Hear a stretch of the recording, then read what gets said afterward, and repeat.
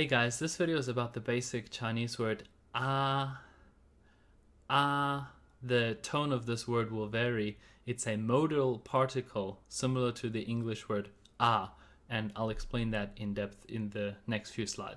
So here's a quick explanation about this word ah. The word is purely used for inflection purposes, and it can have multiple tones. In fact, probably all of the tones that Chinese has.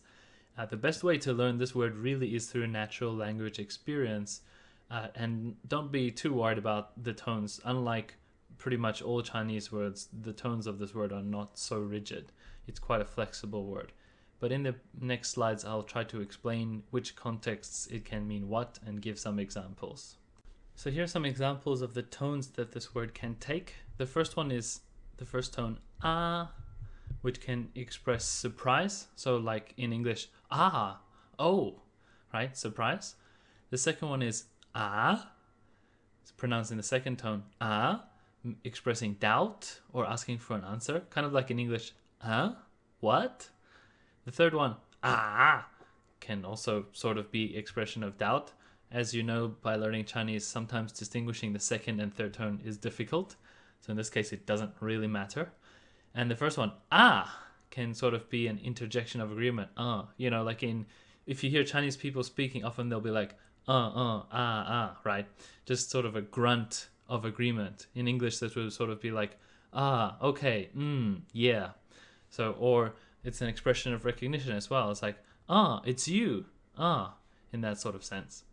Similarly, the fifth tone, just can end a sentence and it indicates an affirmation or approval or consent. So I'll give some examples in a second.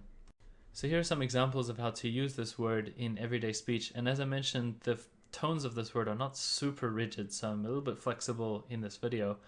Also, as I mentioned, the best way to learn this word is just everyday speech because it's quite a simple word and it's just used for inflection.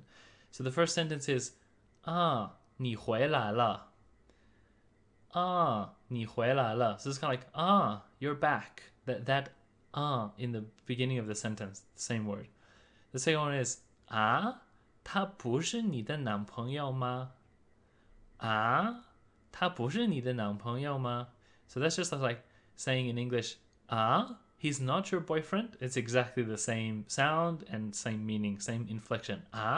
Expressing surprise or doubt. He's not your boyfriend. And finally, 你要先跟我说啊.